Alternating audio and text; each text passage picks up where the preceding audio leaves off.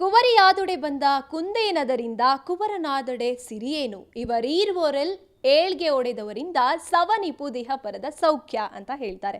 ಅಂದರೆ ಎಷ್ಟೋ ಜನ ಇಂದಿನಿಂದಲೂ ಕೂಡ ಹೆಣ್ಮಕ್ಳು ಅಂದರೆ ಹೆಣ್ಮಕ್ಳ ಅಂತ ಇದ್ದಿದ್ದಂಥ ಕಾಲ ಇವತ್ತು ಹೆಣ್ಮಕ್ಳೇನ್ರಿ ಎಲ್ಲಿ ನೋಡಿದ್ರು ಹೆಣ್ಮಕ್ಳು ಸಾಧನೆಯ ಪಟ್ಟಿಯಲ್ಲಿ ಮೊದಲನೇ ಸ್ಥಾನದಲ್ಲಿ ಇರ್ತಾರೆ ಅಂತ ಹೇಳಿಕೊಳ್ಳುವಷ್ಟು ಹೆಣ್ಮಕ್ಳು ಸಾಧನೆಯನ್ನು ಮಾಡ್ಕೊಂಡು ಬಂದಿದ್ದಾರೆ. ಎಸ್, ಇವತ್ತು ನಾವು ಒಬ್ಬರು ವೈದ್ಯರ ಹತ್ರ ಇದ್ದೀವಿ. ಅದರಲ್ಲೂ ಮಹಿಳಾ ವೈದ್ಯೆ ತುಂಬ ಸಾಧನೆ ಮಾಡಿರುವಂಥವರು ಡಾಕ್ಟರ್ ವಿಜಯಲಕ್ಷ್ಮಿ ಮ್ಯಾಮ್ ನಮ್ಮೊಂದಿಗಿದ್ದಾರೆ. ಇವತ್ತಿನ ನಮ್ಮ ವರಮಹಾಲಕ್ಷ್ಮಿಯ ಥೀಮ್ ಏನಿದೆ ಅದಕ್ಕೆ ಸೂಕ್ತವಾದಂಥ ಒಬ್ಬ ಅತಿಥಿ ಅಂತ ಹೇಳ್ಬೋದು. ಬನ್ನಿ ಮಾತನಾಡಿಸ್ತಾ ಹೋಗೋಣ. ಮ್ಯಾಮ್ ನಮಸ್ತೆ. ನಮಸ್ಕಾರ. ಬ್ಯೂಟಿಫುಲ್ಲಾಗಿ ಕಾಣಿಸ್ತಾ ಇದ್ದೀರಾ ma'am. Happy Varamahalakshmi. Thank you so much. ಅದು ನೋಡೋರ ಕಣ್ಣಲ್ಲಿರುತ್ತೆ. ಗಾಯತ್ರಿ ಕಣ್ಣು ತುಂಬ ಚೆನ್ನಾಗಿರೋದ್ರಿಂದ ನಾನು ಚೆನ್ನಾಗಿ ಕಾಣ್ತಾ ಇದ್ದೀನಿ ಅಂತ ಹೇಳ್ಬೋದು. Thank you so much. ಆದರೂ ನೀವು ಎಂಥವ್ರಿಗೂ ಚೆನ್ನಾಗಿ ಕಾಣಿಸ್ತೀರಾ. ಆ್ಯಂಡ್ ಪಾಸಿಟಿವ್ ವೈಬ್ ಇಲ್ಲಿ ಬಂದ ತಕ್ಷಣ ಬಂತು. ಅದು ಯಾವಾಗ ದೇವ್ರ ಧ್ಯಾನ ಮಾಡಿಕೊಂಡು ಸದಾ ಒಳ್ಳೆ ವಿಚಾರಗಳನ್ನ ಮಾತಾಡಿಕೊಂಡು ಒಳ್ಳೆ ಕೆಲಸ ಮಾಡ್ತಾ ಇದ್ದಾಗ ಎಲ್ಲ ಕಡೆಗೂ ಸಕಾರಾತ್ಮಕತೆ ಇರುತ್ತೆ. ಸೊ ಅದು ದೈವಿ ಶಕ್ತಿ ಅಂತ ಹೇಳ್ಬೋದು ನಾವು. ಹಾಗಾಗಿ ನಾವು ಇವತ್ತು ಹೇಳ್ತೀವಿ, ನಮಸ್ತೆಸ್ತು ಮಹಾಮಾಯೆ ಶ್ರೀಪೀಠೆ ಸುರಪೂಜಿತೆ ನಮಸ್ತಸ್ತೆ ಇನ್ನೊಂದು ಸಲ ಹೇಳ.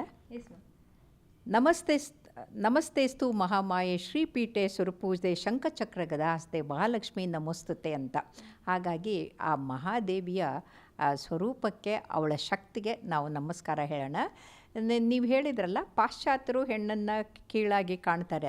ಆದರೆ ನಮ್ಮ ಭಾರತದಲ್ಲಿ ಮಹಿಳೆಗೆ ಅನಾದಿ ಕಾಲದಿಂದಲೂ ಸನಾತನ ಧರ್ಮದಲ್ಲಿ ಅತ್ಯಂತ ಉಚ್ಚ ಸ್ಥಾನವನ್ನು ಕೊಟ್ಟಿದ್ದಾರೆ. ಹಾಗಾಗಿ ನಾವು ಶಿವನನ್ನು ಪೂಜಿಸಿದರೆ ಪಾರ್ವತಿಯನ್ನು ಪೂಜಿಸ್ತೀವಿ, ನಾರಾಯಣನ ಪೂಜಿಸಿದರೆ ಲಕ್ಷ್ಮಿನೂ ಪೂಜಿಸ್ತೀವಿ. ಹಾಗಾಗಿ ಆಮೇಲೆ ಬ್ರಹ್ಮನ ಪೂಜಿಸದೇ ಇದ್ದರೂ ಕೂಡ ಸರಸ್ವತಿ ಪೂಜೆ ಮಾಡೇ ಮಾಡ್ತೀವಿ. ಹಾಗಾಗಿ ಮಹಿಳೆಯರನ್ನ ನಾವು ಯಾವತ್ತೂ ಕೀಳಾಗಿ ಕಂಡೇ ಇಲ್ಲ. ಅವರನ್ನು ದೈವಿ ಸ್ವರೂಪಿಣಿ ಅಂತ ಕಾಣ್ತೀವಿ. Yes ma'am.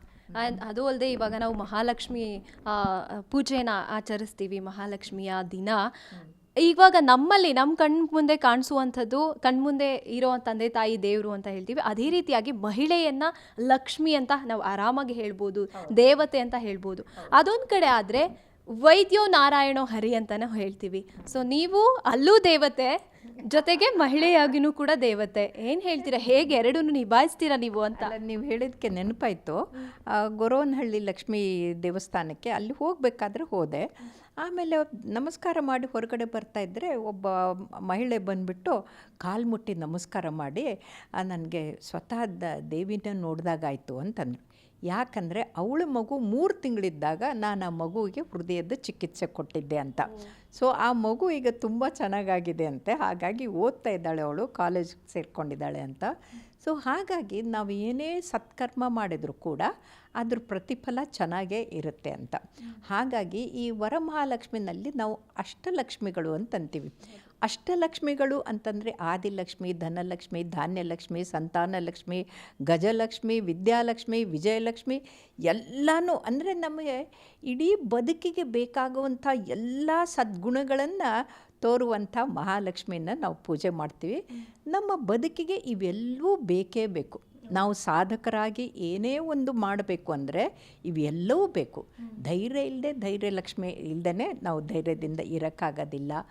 ಆಮೇಲೆ ಯಾವುದೇ ಕೆಲಸ ಮಾಡಬೇಕಾದ್ರೂ ಕೂಡ ನಮಗೆ 3 ಅಂತಂದರೆ ಇಚ್ಛಾಶಕ್ತಿ, ಜ್ಞಾನಶಕ್ತಿ, ಕ್ರಿಯಾಶಕ್ತಿ. ಇದು ಲಲಿತಾ ಸಹಸ್ರನಾಮದಲ್ಲಿ ಬರುತ್ತೆ. ಅಂದರೆ ನಮಗೆ ಹೀಗೆ ಮಾಡಬೇಕು ಅನ್ನೋ ಇಚ್ಛೆ ಬರಬೇಕು, ಅದು ಹೇಗೆ ಮಾಡಬೇಕನ್ನೋ ಜ್ಞಾನ ಇರಬೇಕು, ಆ ಮಾಡೋ ರೀತಿಯಲ್ಲ ಕ್ರಿಯೆ ಅದು ಕೂಡ ಗೊತ್ತಿರಬೇಕು. ಹಾಗಾಗಿ ಹೆಣ್ಣು ಮಕ್ಕಳಿಗೆ ಈ 3 ಇರೋದ್ರಿಂದ ಅವ್ರು ಏನನ್ನಾದರೂ ಸಾಧಿಸ್ಬೋದು ಅಂತ ನಾನು ಹೇಳ್ತೀನಿ. ಎಸ್ ಮ್ಯಾಮ್, ನೀವು ತುಂಬ ಅದ್ಭುತವಾಗಿ ಹೇಳಿದ್ರಿ. ಅದು ಇಚ್ಛಾಶಕ್ತಿ ಇದ್ರೂ ಕೂಡ ಕೆಲವೊಂದು ಕಡೆ ಧೈರ್ಯ ಅನ್ನುವಂಥದ್ದು ಕಡಿಮೆ ಇರುತ್ತೆ. ಅಂದರೆ ಒಂದಿದ್ರೆ ಒಂದಿರಲ್ಲ ಕೆಲವೊಬ್ಬರು ಮಹಿಳೆಯರಿಗೆ. ಅದಕ್ಕೇ ತಮಗೆ ಎಷ್ಟೇ ಸಾಮರ್ಥ್ಯ ಇದ್ದರೂ ಕುಗ್ಗೋಗ್ಬಿಡ್ತಾರೆ.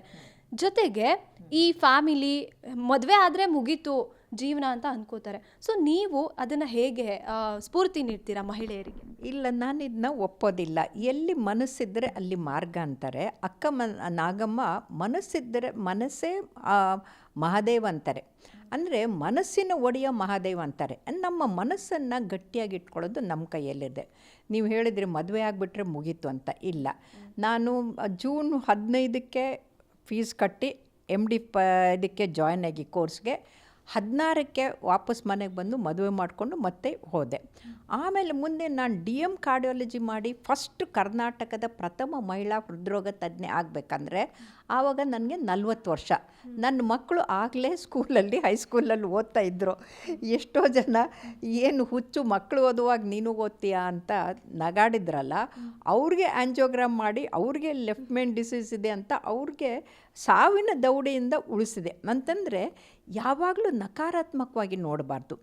ಆಮೇಲೆ ನನ್ನ 48ನೇ ವಯಸ್ಸಿನಲ್ಲಿ ನಾನು first paediatric cardiologist of South India ಆಗಿ the first closure of device, ಅಂದರೆ ಎದೆಯನ್ನು ಕೊಯ್ದೇ, ಆಪ್ರೇಷನ್ ಮಾಡ್ದೇ, ಅನಸ್ತೀಶಾ ಕೊಡದೆ, ಬ್ಲಡ್ ಟ್ರಾನ್ಸ್ಫ್ಯೂಷನ್ ಇಲ್ದೇ, ತೂರು ನಳಿಕೆ ಮುಖಾಂತರ ಒಳಗಡೆ ಹೋಗಿ ಹೃದಯದಲ್ಲಿರೋ ರಂಧ್ರವನ್ನು ಡಿವೈಸ್ನಿಂದ ಮುಚ್ಚಿ ಅದನ್ನ ಅಂಥದ್ದು ಒಂದು 7 ವಿರಳ ಕಾಯಿಲೆಗಳನ್ನು ವಿಶ್ವ ದಾಖಲೆ ಮಾಡಿದೆ, first time in the world ಅಂತ. ಸೊ ಹಾಗಾಗಿ ಒಂದು ಸಲ ಏನಾಯಿತು ಅಂದರೆ, ಹುಟ್ಟಿದ 14 ಗಂಟೆ ಮಗು, ಪ್ರೀವಿಯಸ್ ಡೇ ಅವರು ಸಿಸೇರಿಯನ್ ಮಾಡಿ ಆಪ್ರೇಷನ್ ಮಾಡಿ ಮಗುನ ತೆಗೆದಿದ್ದಾರೆ. ಮಗು ಅಳಲಿಲ್ಲ. ಅದಕ್ಕೆ ವೆಂಟಿಲೇಟರ್ ಮೇಲೆ ಹಾಕಿದ್ದಾರೆ, ಎಲ್ಲ ಟ್ರೈ ಮಾಡಿದ್ದಾರೆ, ಏನಾದರೂ ಮಗು ಅಳಲಿಲ್ಲ. ಆವಾಗ ಡಾಕ್ಟರ್ ಜಾನ್ಕಿ ನನಗೆ ಫೋನ್ ಮಾಡಿಬಿಟ್ಟು, doctor Vijayalakshmi, can you do something ಅಂತಂದರು. ನಾನು ಎಕೋ ರಿಪೋರ್ಟ್ ನೋಡಿಬಿಟ್ಟು, you send the patient to me ಅಂತ. ಅಂದರೆ ಇಡೀ ಶರೀರಕ್ಕೆ ರಕ್ತ ಸರಬರಾಜು ಮಾಡುವ ಮಹಾಧಮನಿ ಅದು ಬಾಗಿಲು ಮುಚ್ಕೊಂಡಿತ್ತು. ಅದಕ್ಕೆ ಪಿನ್ ಪಾಯಿಂಟ್ ಅಯೋಟಿಕ್ ಸ್ಟಿನೋಸಿಸ್ ಅಂತೀವಿ. ನಾನು ಆ ವೆಂಟಿಲೇಟರ್ನಲ್ಲಿರೋ ಮಗುವನ್ನು ಬೆಳಿಗ್ಗೆ ಪಂಕ್ಚರ್ ಮಾಡಿ ಕೂರ್ಲಿ ಎಳೆಯಷ್ಟು ಗೈಡ್ವರ್ಲಿ ಸೂಜಿಗೆ ದಾರ ಪೋಣಿಸ್ದಂಗೆ ಆ ಹೋಲ್ ಒಳಗಡೆಯಿಂದ ಹೋಗಿ 4 ಮಿಲಿಮೀಟ್ರ್ ಬಲೂನ್ ಹಾಕಿ ಓಪನ್ ಮಾಡಿದೆ. ಅದು ಓಪನ್ ಮಾಡಿದ್ದನ್ನು ನ್ಯಾಷನಲ್ ಲೆವೆಲ್ ಕಾನ್ಫರೆನ್ಸಲ್ಲಿ ಮೀಟ್ನಲ್ಲಿ ಅದನ್ನ ಪ್ರೆಸೆಂಟ್ ಮಾಡಿದಾಗ ಡಾಕ್ಟರ್ ಕ್ಲೇರ್ ಅನ್ನೋರು, ಡೆಲ್ಲಿಯವರು, Vijayalakshmi, why our Punjabi girls are not as bold as you, I wish I had a daughter like you ಅಂತ. ಪಾಪ ಅವ್ರಿಗೆ ಮಗಳೇ ಇಲ್ಲ, ನನ್ನ ಮಗಳ ಹಾಗೆ ಅಂತ ಹೇಳ್ತಾರೆ. ಅಂದರೆ ಧೈರ್ಯ ಅಂತ ಅನ್ನೋದು ಹೇಗೆಂದರೆ, ಒಂದು ಜೀವ ಉಳಿಸ್ಬೇಕು ಅಂತಂದರೆ ನಾವು ಅದು ಹೋರಾಟ ಮಾಡ್ತೀವಿ. ಇದಕ್ಕೆ ಉದಾಹರಣೆ ನಮ್ಮ ಪುರಾಣದಲ್ಲೇ ಇದೆ. ಸತಿ ಸಾವಿತ್ರಿ ಗಂಡ ಸತ್ತದಂತ ಸತ್ಯವಾನ ಹಿಂದೆ ಹೋಗಿಬಿಟ್ಟು ಅವಳನ್ನು ವಾಪಸ್ ತಂದಿದ್ದು. ಹಾಗಾದರೆ ಧೈರ್ಯ ಕಡಿಮೆ ಇರೋವಂಥ ಹೆಣ್ಮಕ್ಳು ಇಲ್ಲವೇ ಇಲ್ಲ. ಆಮೇಲೆ ನೀವು ಅಹಲ್ಯ ತಗೊಳ್ಳಿ, ಅವ್ರಿಗೂ ತ್ರಿಮೂರ್ತಿಗಳು, ದತ್ತಾತ್ರೇಯನ ತಾಯಿ ಆಗ್ತಾಳೆ. ಅರುಂಧತಿ ತಗೊಳ್ಳಿ, ತ್ರಿಮೂರ್ತಿಗಳಿಗೆ ಗುರು.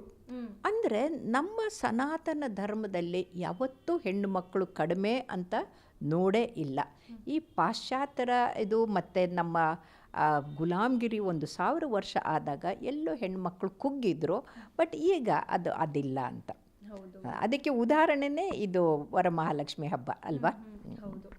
ಸೊ ಇವಾಗ ಎಷ್ಟೋ ಜನ ಅಂದರೆ ನಿಮ್ಮಂಥ ಡಾಕ್ಟರ್ಸು ಅದನ್ನು ಮ್ಯಾನೇಜ್ ಮಾಡಬೇಕು, ಅಲ್ಲೂ ತುಂಬ ಜವಾಬ್ದಾರಿ ಇರುತ್ತೆ. ನೀವು ಹೇಳಿದ್ದು ನಿಜವಾಗ್ಲೂ ಅದು ಕೇಳಿದಷ್ಟು ಸುಲಭ ಆಗಿರಲ್ಲ. ಆ ಸಿಚುವೇಶನ್ಸನ್ನು ನೀವು ಹೇಗೆ ಹ್ಯಾಂಡಲ್ ಮಾಡಿರ್ತೀರ ಅಂತ. ಜೊತೆಗೆ ಪರ್ಸ್ನಲ್ ಲೈಫ್ನೂ ಹ್ಯಾಂಡಲ್ ಮಾಡಬೇಕು. ಹೇಗೆ ಈ ಒತ್ತಡಗಳನ್ನೆಲ್ಲ ನೀವು ಸ್ಟ್ರೆಸ್ನ ಎಲ್ಲ ಪೇಷಂಟ್ಸ್ ಮೇಲೆ ಹಾಕದೆ ಹೇಗೆ ಮ್ಯಾನೇಜ್ ಮಾಡ್ತೀರಾ ಅಂತ? ನೋಡಿ, ಯಾವತ್ತೂ ಕೂಡ ನೀವು ಯಾವ ಕೆಲಸವನ್ನು ಅತ್ಯಂತ ಪ್ರೀತಿ ಶ್ರದ್ಧೆಯಿಂದ ಮಾಡ್ತಿರೋ ಸತ್ಯಶುದ್ಧವಾಗಿ, ಅದು ಶ್ರಮ ಅಂತ ಅನಿಸೋದಿಲ್ಲ. ಯಾಕಂದರೆ ನೀವು ಮಾಡಿರೋದಕ್ಕೆ ಪ್ರತಿಫಲ ನಿಮ್ಗೆ ಸಿಕ್ಕತ್ತೆ. ಅಂದರೆ ಪ್ರತಿಫಲ ಅಂದ್ರೇನು, ದುಡ್ಡೇ ಬರಬೇಕಂತಿಲ್ಲ. ಆ ದುಡ್ಡು ಹೆಸರು ಬರ್ಬೋದು, ಆಮೇಲೆ ಮರ್ಯಾದೆನೂ ಹೆಚ್ಚಾಗ್ಬೋದು, ಆಮೇಲೆ ಅವ್ರು ನಿಮ್ಗೆ ಆಶೀರ್ವಾದ ಮಾಡ್ತಾರೆ. ಅವ್ರು ಎಷ್ಟೋ ಜನ ಹೇಳ್ತಾರೆ, ಪ್ರತಿನಿತ್ಯ ದೇವ್ರಿಗೆ ದೀಪ ಹಚ್ಚಿ ನಿಮ್ಮನ್ನು ನೆನೆಸ್ಕೋತೀವಿ ಅಂತ. ಇದಕ್ಕಿಂತ ಉತ್ತಮವಾದಂಥ ಟಾನಿಕ್ ನಿಮಗೆ ಸಿಗೋಕ್ಕೆ ಸಾಧ್ಯ ಇಲ್ಲ. ಹಾಗಾಗಿ ನಾವು ಯಾವುದನ್ನೇ ಆದರೂ ಶ್ರಮ ಅಂತ ತಗೋಬಾರ್ದು. ಈಗ ಉದಾಹರಣೆಗೆ ಹೇಳ್ತೀನಿ, ಈಗ ನೀವು ಮಕ್ಕಳನ್ನ ಹೇಗೆ ಮ್ಯಾನೇಜ್ ಮಾಡಿದ್ರಿ, ಇದು ಹೇಗೆ ಮ್ಯಾನೇಜ್ ಮಾಡಿದ್ರಿ ಅಂದರೆ, ಆ ಮಕ್ಕಳಿಗೆ ಹೇಳಬೇಕು, ಪುಟ್ಟ ನಿನ್ನಿಂದ ನಾನು ಒಂದು ಮಗು ಜೀವ ಉಳ್ಸೋಕ್ಕೆ ಸಾಧ್ಯ ಆಯಿತು, ನೀವು ನನಗೆ ಕೋಆಪ್ರೇಟ್ ಮಾಡ್ತಿದ್ರೆ ಅದು ಉಳಿತಾ ಇರಲಿಲ್ಲ, ಇದ್ರ ಪುಣ್ಯ ನಿಮಗೂ ಬರುತ್ತೆ ಅಂದಾಗ ಆ ಮಕ್ಕಳು ಕೂಡ ಖುಷಿಯಿಂದ ನಮ್ಮ ಜೊತೆಗೆ ಸಹಕಾರ ತೋರಿಸ್ತಾರೆ. ಹಾಗಾಗಿ ಯಾವತ್ತೂ ಕೂಡ ನೀವು ಮನೆ ಕೆಲಸ ಆಗಲಿ ಬೇರೆ ಕಡೆ ಕೆಲಸ ಆಗಲಿ, ಅದು ಶ್ರಮ ಕಷ್ಟ ಅಂತ ಅಂದ್ಕೊಂಡ್ಬಿಟ್ರೆ ಅದು ತುಂಬ ಕುಗ್ಗಿಸ್ಬಿಡುತ್ತೆ. ಇಲ್ಲ ಅಂತ ಇಷ್ಟಪಟ್ಟು ಮಾಡಿದ್ದೇ ಆದರೆ ಅದು ಇನ್ನೂ ನಿಮ್ಮನ್ನು ಹಿಗ್ಗಿಸುತ್ತೆ ಅಂತ ಹೇಳ್ಬೋದು ನಾವು. ಸತ್ಯ ಮ್ಯಾಮ್. ಅಂದ್ರೆ ನೀವು ಪಾಸಿಟಿವಿಟಿನ ತುಂಬ್ಕೊಳ್ಳೋದಲ್ದೆ ನಿಮ್ಮ ಮನೆ ಸುತ್ತಮುತ್ತ ಎಲ್ಲರೂ. ಆಮೇಲೆ ಈ ವರಮಹಾಲಕ್ಷ್ಮಿ ಇರೋದೇ ಆ ಕಾರಣಕ್ಕೆ. ಇಲ್ಲಿ ವರಮಹಾಲಕ್ಷ್ಮಿ ಅಂತ ನಾವು ದೇವಿ ಪೂಜೆ ಮಾಡಿದ್ರು ಕೂಡ ಅದ್ರ ಜೊತೆಗೆ ಅಕ್ಕಪಕ್ಕದವ್ರನ್ನ ಸುತ್ತಮುತ್ತಲು ಎಲ್ಲ ಮಹಿಳೆಯರನ್ನ ಕರೆದು ಅವ್ರಿಗೆ ಅರಿಶಿನ ಕುಂಕುಮ ಕೊಟ್ಟು ಹೂವು ಇದು ಕೊಟ್ಟು ಅಷ್ಟೇ ಅಲ್ಲದೆ ಅವ್ರಿಗೆ ತಿಂಡಿನೂ ಕೊಟ್ಟು ಮನೆ ಕಟ್ಕೊಂಡು ಹೋಗೋಕ್ಕೆ ರೆಡಿನೂ ಪ್ಯಾಕು ಕೊಟ್ಟು ಕಳಿಸ್ತೀವಿ. ಯಾಕೆ ಅಂತಂದರೆ ಈ ವರಮಹಾಲಕ್ಷ್ಮಿ ಹಬ್ಬದ ದಿನ ನಾವು ಕೇವಲ ನಮಗೆ ಹಣ ಬರಬೇಕು ಸಂಪತ್ತು ಬರಬೇಕು ಅಂತಲ್ಲ, ಆರೋಗ್ಯ ಸಂಪತ್ತು ನಮ್ಮ ಕುಟುಂಬದವ್ರಿಗೆ ನಮ್ಮ ಸುತ್ತಮುತ್ತಲವ್ರಿಗೂ ಬರಬೇಕು. ಈ ಆರೋಗ್ಯ ಸಂಪತ್ತು ಯಾವಾಗ ಬರುತ್ತೆ ಅಂದರೆ ನಾವು ಯಾವಾಗ ಸಂತೋಷದಿಂದ ಸಂಭ್ರಮದಿಂದ ಇರ್ತೀವಲ್ಲ ಆವಾಗ ಇನ್ನೊಬ್ಬರಿಗೆ ಆರೋಗ್ಯವನ್ನು ಕೊಡ್ಬೋದು. ನಾವೇ ಯಾವಾಗಲೂ ಮುಖ ಗಂಟು ಹಾಕ್ಕೊಂಡು ಮುಖ ಸಿಂಡ್ರಿಸ್ಕೊಂಡು ಅಯ್ಯೋ ಅಂತ ಜಗಳಾಡ್ಕೊಂಡು ಬೈಕೊಂಡು ಇದ್ದರೆ ಎಲ್ಲೂ ಬರೋದಿಲ್ಲ. ಹಾಗಾಗಿ ಈ ಮಹಿಳೆಯರು ತಮ್ಮ ಕಷ್ಟವನ್ನು ಮರೆತು ನಮ್ಮ ಇಡೀ ಕುಟುಂಬದ ಆರೋಗ್ಯದ ಕಡೆಗೆ ಅವರ ಸಂಭ್ರಮ ಸಂತೋಷದ ಕಡೆಗೆ ಗಮನ ಕೊಡಬೇಕು ಅಂತಲೇ ಈ ಕಾರ್ಯಕ್ರಮ ಇದು ಈ ವರಮಹಾಲಕ್ಷ್ಮಿ ಹಬ್ಬ ಇರೋದು. ಆದ್ದರಿಂದ ಇಲ್ಲಿ ನೋಡಿ ವೆಸ್ಟರ್ನ್ ಇದ್ರ ಪ್ರಕಾರ ವುಮನ್ ದೈ ನೇಮ್ ಈಸ್ ಜಲಸಿ ಅಂತಾರೆ. ಆದರೆ ಇಲ್ಲಿ ಹಾಗಲ್ಲ, ಎಲ್ಲರೂ ಸಂಭ್ರಮದಿಂದ ಸೇರಿಕೊಂಡು ಅತ್ಯಂತ ಸುಮಧುರವಾದಂಥ ಬಾಂಧವ್ಯದಿಂದ ನಾವು ಪ್ರೀತಿಯಿಂದ ಒಬ್ರಿಗೊಬ್ಬರು ಅರಿಶಿನ ಕುಂಕುಮ ಹಂಚ್ತೀವಿ, ಅವರು ಸೌಭಾಗ್ಯವತಿಯಾಗಿರಲಿ ಅಂತಂತೀವಿ. ಇನ್ನೊಂದು ಲಕ್ಷ್ಮಿ ಅಂತಂದರೆ ಲಕ್ಷ್ಮಿ ಹೇಗೆ ಬಂದಳು? ಅಮೃತ ಮಂಥನ ಅಂದರೆ ಸಮುದ್ರ ಮಂಥನದಲ್ಲಿ ಬಂದಿದ್ದು. ಮೊದಲು ಹಾಲಾಹಲ ಬಂತು, ಅದನ್ನು ಶಿವ ಕುಡ್ದ, ಬೇರೆದೆಲ್ಲ ಬಂತು, ಕೊನೆಗೆ ಲಕ್ಷ್ಮಿ ಬಂದಾಗ ಅಂದರೆ ಆ ಕಷ್ಟಪಟ್ಟು ಮಾಡಿದಾಗ ತಾನೇ ಲಕ್ಷ್ಮಿ ಬರೋದು. ಸೊ ಹಾಗೆ ಸಂಪತ್ತು ಬರುತ್ತೆ ಅಂತಲ್ಲ, ಸಂಪತ್ತು ಸಮೃದ್ಧಿ ಎಲ್ಲ ಬರಬೇಕು ಅಂದರೆ ಸಂತೋಷ ನಾವು ಶ್ರಮಪಟ್ಟು ಕೆಲಸ ಮಾಡಬೇಕು, ನಗನಗ್ತಾ ಕೆಲಸ ಮಾಡಬೇಕು, ಯಾವತ್ತೂ ಕೂಡ ಕೋಪ ಮಾಡ್ಕೊಳ್ಬಾರ್ದು ಅಂತ ನಾವು ಅತ್ಯಂತ ಲಕ್ಷ್ಮಿಗಳ ಹಾಗೆ ನಾವು ಮನೆಯವರು ಇರಬೇಕು ಅಂತ. ಹಾಗೆ ನೋಡಿ ಒಂದು ಮಗು ಹುಟ್ಟಿತು ಅಂದರೆ ಹೆಣ್ಣು ಹುಟ್ಟರೆ ಓ ಲಕ್ಷ್ಮಿ ಬಂದಳು ಮನೆಗೆ ಅಂತ ಅಂತೀವಿ. ಆಮೇಲೆ ಮಗನ ಮದುವೆ ಆಯಿತು ಅಂದರೆ ಮನೆಯಲ್ಲಿ ಸೊಸೆನ ತುಂಬಿಸ್ಕೊಳ್ಬೇಕಾದ್ರೆ ಆ ಮನೆ ತುಂಬಿಸ್ಕೊಳ್ಬೇಕಾದ್ರೆ ಲಕ್ಷ್ಮಿನ ತುಂಬಿಸ್ಕೊತಾ ಇದ್ದೀವಿ ಅಂತ. ಮನೆಗೆ ನಾವು ಒಂದು ರಂಗೋಲಿ ಹಾಕಿರೋ ಲಕ್ಷ್ಮಿ ಇದ್ದಾಳೆ ಅಂತ, ಹೊಸಲು ಪೂಜೆ ಮಾಡಿದ್ರು ಅಲ್ಲಿ ಲಕ್ಷ್ಮಿ ಅಂತ. ಅಂದರೆ ನಮ್ಮ ಭಾರತೀಯ ಸಂಸ್ಕೃತಿನಲ್ಲಿ ಎಲ್ಲವನ್ನ ಸಕಾರಾತ್ಮಕವಾಗಿ ನೋಡಿಕೊಂಡು ಒಂದು ಸಮೃದ್ಧಿ ಸಂತೋಷದ ನೆಮ್ಮದಿಯ ಬದುಕನ್ನು ನಡೆಸುವಂಥ ಹಬ್ಬಗಳನ್ನ ನಾವು ಆಚರಿಸ್ತಾ ಇದ್ದೀವಿ ಅಂತ ಹೇಳ್ಬೋದು. ಎಸ್ ಮ್ಯಾಮ್, ತುಂಬ ಚೆನ್ನಾಗಿ. ಅಂದರೆ ನಾನು ಕೇಳಬೇಕು ಅಂದ್ಕೊಂಡೆ, ವಾಟ್ ಈಸ್ ದ ಮೆಸೇಜ್ ನಮ್ಮಂಥವರಿಗೆ ನೀವು ನೀಡುವಂಥದ್ದು? ಅಂದರೆ ಮುಂದೆ ಬರುವಂಥ ಪ್ರತಿಯೊಬ್ಬ ಸ್ತ್ರೀಗೆ ಅಥವಾ ಹೆಣ್ಮಕ್ಳು ನಾವುಗಳು ಇವಾಗಲೇ ನಾವು ಅಯ್ಯೋ ಸ್ಟ್ರೆಸ್ ಆಗ್ತಿದೆ ಅಂತ ಅನ್ಕೋತೀವಿ, ಅಂಥವ್ರಿಗೆ ಏನು ಮೆಸೇಜ್ ಕೊಡ್ತೀರಾ ಕೊನೆಯದಾಗಿ? ನನ್ನ ಕಿವಿ ಮಾತು ಏನು ಅಂತಂದರೆ, ನಾವು ಹೆಣ್ಣಾಗಿ ಹುಟ್ಟಿದ್ದು ನಮ್ಮ ಸೌಭಾಗ್ಯ ಅಂತ ತಿಳ್ಕೊಳ್ಬೇಕು. ಅದು ಮೊದಲೇದು. ಅಯ್ಯೋ ನಾನು ಹೆಣ್ಣಾದೆ ಅಂತ ಅನ್ಬಾರ್ದು. ಹೆಣ್ಣು ಅಂತಂದರೆ ಆ ದೈವಿ ಸ್ವರೂಪಿಣಿ ಅಂತ. ಹೆಣ್ಣು ಇಲ್ಲದೆ ಇದ್ದರೆ ಜಗತ್ತಿಲ್ಲ. ಜಗತ್ತಿನಲ್ಲಿ ಗಂಡಸರು ಮಾಡುವ ಎಲ್ಲ ಕೆಲಸವನ್ನು ಹೆಣ್ಮಕ್ಳು ಮಾಡ್ಬೋದು, ನಾವು ಮಾಡುವ ಒಂದು ಕೆಲಸ ಅವರಿಂದ ಸಾಧ್ಯ ಇಲ್ಲ. ಅದು ಯಾವುದು ಅಂತಂದರೆ ನಾವು ಮಕ್ಕಳನ್ನು ಹೊತ್ತು ಹೆತ್ತು ಅವ್ರಿಗೆ ಹಾಲು ಕುಡಿಸಿ ಅವ್ರನ್ನ ಉತ್ತಮ ಪ್ರಜೆಗಳನ್ನು ಮಾಡೋ ಕೆಲಸ ನಮ್ಮ ಹೆಣ್ಮಕ್ಳ ಮೇಲಿರುತ್ತೆ. ಹಾಗಾಗಿ ಇಡೀ ಕುಟುಂಬದ ಆರೋಗ್ಯ, ನಮ್ಮ ಇಡೀ ಸಮಾಜದ ಸಂಸ್ಕಾರ ಸಂಸ್ಕೃತಿ ಎಲ್ಲವೂ ಕೂಡ ಸುಶೀಲವಾದಂಥ ಸುಗುಣಿ ಆದಂಥ ಹೆಣ್ಣು ಮೇಲೆ ನಿರ್ಭರ ಆಗಿರುತ್ತೆ. ಹಾಗಾಗಿ ನಾವು ಸಂತೋಷದಿಂದ ಯಾವಾಗಲೂ ಎಷ್ಟೇ ಕಷ್ಟ ಆದರೂ ಕೂಡ ಎಲ್ಲರನ್ನೂ ಸಂತೋಷವಾಗಿಡೋದನ್ನು ನಾವು ಕಲ್ತ್ಕೊಂಡ್ರೆ ನಮ್ಮ ಇಡೀ ಕುಟುಂಬ, ನಮ್ಮ ಸಮಾಜ, ನಮ್ಮ ದೇಶ ಅತ್ಯಂತ ಸಮೃದ್ಧಿಯಾಗಿ ಸಂತೋಷದಿಂದ ಸಂಭ್ರಮದಿಂದ ಬದುಕ್ಬೋದು ಅಂತ ನಾನು ಹೇಳ್ತೀನಿ. Yes, thank you so much ma'am. Varamahalakshmi ಹಬ್ಬದ ದಿನ ಒಂದೊಳ್ಳೆ ಮೆಸೇಜನ್ನು ನಮಗೆಲ್ರಿಗೂ ಕೊಟ್ರಿ. ಸೊ ಮತ್ತೊಮ್ಮೆ ಹ್ಯಾಪಿ ವರಮಹಾಲಕ್ಷ್ಮಿ ಹಬ್ಬ. ನಮಸ್ಕಾರ. Thank you ma'am, thank you so much. So ನೋಡಿದ್ರಲ್ಲ, ಎಷ್ಟೊಂದು ಮೆಸೇಜಸ್, ಜೊತೆಗೆ ಅವರ ಜೀವನವನ್ನು ನಾವು ತಿಳ್ಕೊತಾ ಹೋದ್ರೇ ಅಲ್ಲೇ ನಮಗೆ ಸಾಕಷ್ಟು ಮೆಸೇಜಸ್ ಸಿಗ್ತಾ ಹೋಗುತ್ತೆ. ಎಷ್ಟು ಪಾಸಿಟಿವ್ ಆಗಿರಬೇಕು, ನಾವು ಪಾಸಿಟಿವ್ ಆಗಿ ನಗ್ನಗ್ತಾ ಬಂದಿದ್ದನ್ನು ಸ್ವೀಕರಿಸ್ತಾ ಹೋದರೆ ಇಡೀ ನಮ್ಮ ವಾತಾವರಣ ಪಾಸಿಟಿವ್ ಆಗಿರುತ್ತೆ, ನಮ್ಮ ಜೀವನನೂ ಪಾಸಿಟಿವ್ ಆಗಿರುತ್ತೆ ಅಂತ ಒಂದೊಳ್ಳೆ ಮೆಸೇಜನ್ನು ವಿಜಯಲಕ್ಷ್ಮಿ ಮ್ಯಾಮ್ ನಮಗೆ ಕೊಟ್ಟರು. ಸೊ ಇದು ಈ ಹೊತ್ತಿನ ವಿಶೇಷ. ನೋಡ್ತಾ ಇರಿ ರಾಜ್ ನ್ಯೂಸ್ ಕನ್ನಡ, ಜನಸೇವೆಗೆ ನಾವು ಸದಾ ಸಿದ್ಧ.